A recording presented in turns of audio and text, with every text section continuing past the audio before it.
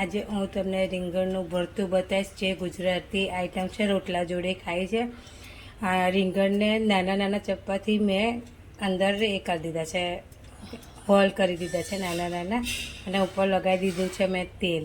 હવે મેં છે ને એને ગેસ ઉપર શેકવા મૂક્યું છે. આ રીતે જો મેં લસણ અલગ કરી દીધું છે. આવી રીતે થઈ જશે. હવે એને ચપ્પાની મદદથી આ બે બાજુ થોડા થોડા કાપી દેવાના. આ દેશી લસણ છે એટલે આ બે બાજુ કાપી કાઢ્યા અને વચ્ચે આ રીતે ચીરો કરી દેવાના નાનો. જો ફટાફટ થઈ જશે.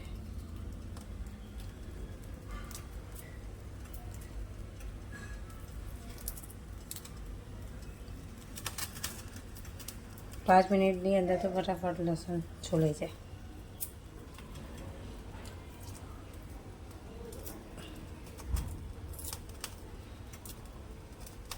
આ રીતે તમારું લસણ ફટાફટ છોલાઈ જશે. જો એકદમ ક્લીન.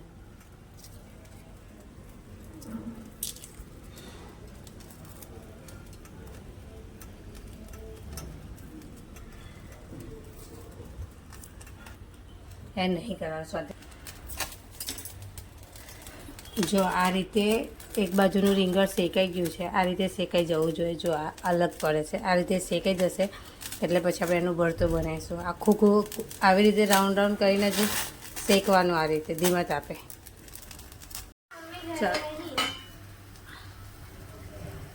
હલો ફ્રેન્ડ, આ રીંગણ શેકાઈ ગયું છે. આ રીતે આખું થઈ જવું જોઈએ. આખું રીંગણ શેકાઈ ગયું છે ચારે બાજુથી.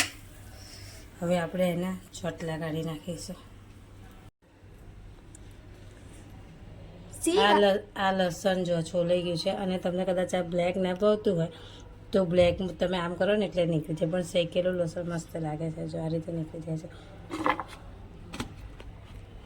જો આ રીતે એના છોડા નીકળી જાય. આ ચપ્પાથી બી નીકળે આ રીતે કરો તો, અને હાથથી બી જેને ગરમ ના લાગે, પ્રેક્ટિસ હોય એ લોકો આવી રીતે હાથથી બી કાઢી શકે.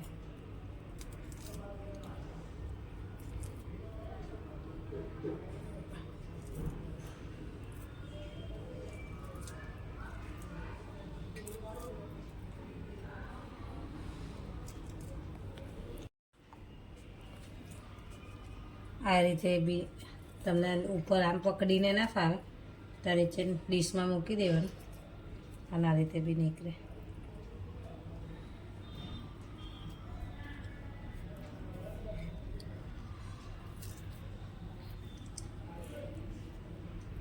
આ રીતે નીચે આ રીતે મૂકીને કાઢો ને તો ફટાફટ નીકળી જાય.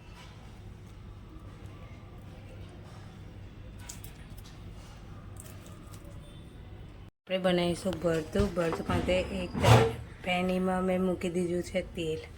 અમે થોડું તેલ વધારે ખાય છે એટલે લાલ સૂકું મરચું, હિંગ, પછી આદુ, મરચાં, લસણ ને કાંદો બધું મિક્સ કરીને આ રીતે બનાવીશું. આદુ, મરચાં, લસણ ને કાંદો આ રીતે આપણે હવે એને શેકી લઈશું. એક ઇંચ આદુ છે, 2 લીલા મરચાં છે, અને 3 પેલું આવે ને જે લસણનું બંચ, એ 3 છે. આ રીતે શેકી લઈશું આપણે. એને શેકાયેલું તમને બતાવું. હવે આપણે નાખીશું આમાં, જો ડુંગળી શેકાઈ ગઈ છે, આમાં નાખીશું મીઠું, નમક ટેસ્ટ પ્રમાણે, અને એમાં નાખીશું થોડી હળદર અને લાલ મરચું. તમારા તીખાશ પ્રમાણે તમારી રીતે તમારે કરવાનું લાલ મરચું. હવે આને આ રીતે મિક્સ કરી દઈશું. પછી થોડીક વાર રહી નાખીશું ટામેટાં.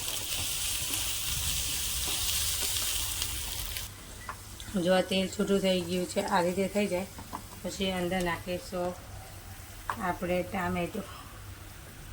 2 ટામેટાં છે. ટામેટું નાખીને ટામેટાને શેકવા દઈશું. મીઠું નાખ્યું છે એટલે ટામેટું ફટાફટ શેકાઈ જશે. એક બાજુ તૈયારી ચાલે છે ધાણાનું, અને આ બની ગયું ભરતુંનું રીંગણ શેકેલું. આવું થશે. આ છે રીંગણ શેકીને રેડી થઈ ગયું તે આવું થશે.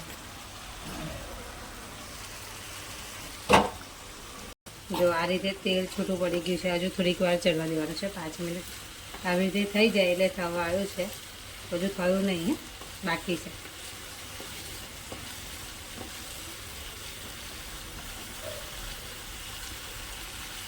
જો આ રીતે તેલ છૂટું થઈ ગયું છે.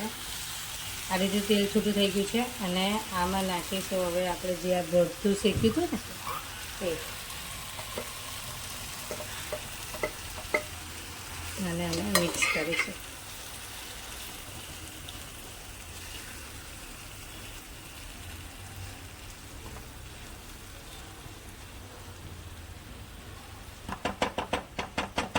આ રીતે મિક્સ કરીશું ને મિક્સ કરવા સ્ટોપ તો ખબર પાવભાજી ચાલુ કર્યું. આ છે પાવભાજીનો મસાલાનો.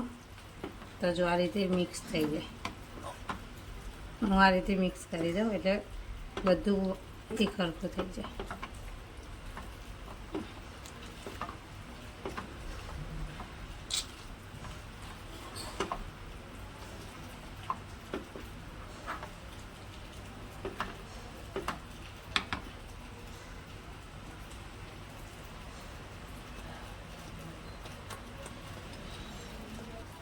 જો હવે આ રીતે થઈ ગયું છે ભરતું રેડી.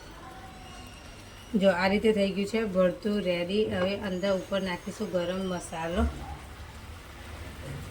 અમારો છોકરો વિડીયો ઉતારે છે એટલે આ નાખીશું 1 ચમચી ગરમ મસાલો અને 1 ચમચી ધાણા જીરું અને નાખીશું મરચું 1 ચમચી. અમે થોડું તીખું વધારે ખાઈએ છીએ કે રોટલા જોડે ખાઈશું એટલે તીખું નહીં લાગે એટલે અમે નાખીશું આટલું. જે મસાલા જે પોતપોતાના પ્રમાણે નાખી દેવાના, બરાબર. આ રીતે મિક્સ કરી દઈશું. હવે બધું મિક્સ થઈ ગયું છે અને હવે આપણે નાખી દઈશું દાણા. હવે આપણે ભરતું રેડી છે ખાવા માટે. રોટલા બનાવતા ના આવડતું હોય આ રીતે કરતા આને કંઈ ના હોય. અહીંયા આવી રીતે ભેગું કરો ને પછી આથેડીથી આ રીતે આમ ઘસવાનું. મને બી નહીં આવડતા એટલે બરાબર. જો આ રીતે ઘસવાનું. આ ઘસાઈ ગયો એટલે આ રીતે બધું મિક્સ કરી દેવાનું. થોડી વાર ઘસી દેવાનું. પછી આ રીતે રાઉન્ડ રાઉન્ડ બનાવી દેવાનું.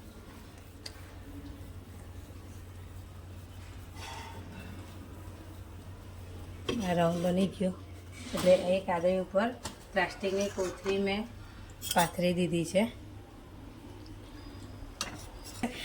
એક બાજુ રોટલો થાય તો એને બી ફેરવવાનો છે એટલે આ રીતે મેં ફેરવી કરે. હવે આજે આપણે લોહો લીધો અંદર મૂક્યો તો એ લીધો અને આ રીતે જો થોડો આની ઉપર નાખી દેવાનો. આદરી નીચે મૂકી છે ભાખરીવાળાને અને આ રીતે રાઉન્ડ રાઉન્ડ આ રીતે કરવાનું.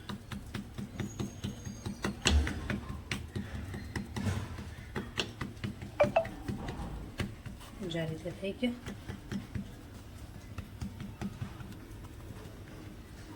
આ રોટલો રેડી અને આ એક બાજુ શેકાઈ ગયો છે, બીજી બાજુ શેકાય છે. આપણે ફેરવીને જોઈ લેવાનું આ રીતે થઈ ગયું છે કે નહીં.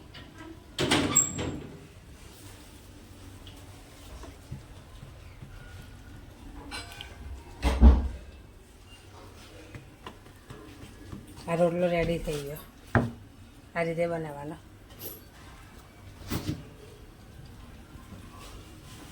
હવે આ રોટલો આ રીતે શેકાઈ ગયો છે એટલે આને ફેરવી દઈશું આપણે.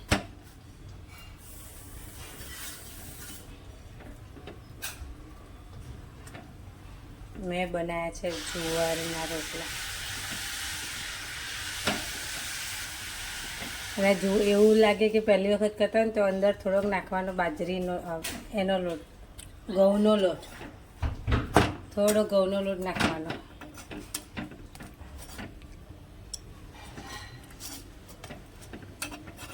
અને જો આ રીતે એક રવા દેવાનો. કંઈ આપણને આવડતું ન હોય તો એ રીતે એક રવા દઈ આ કોથળીમાં આ રીતે લેવાનો. બીજા તે લેવાનો. આ રીતે આમાં આ રીતે નાખવાનો. આ જે રોટલો હોય ને એની લીધે પેલામાં એ ના થાય.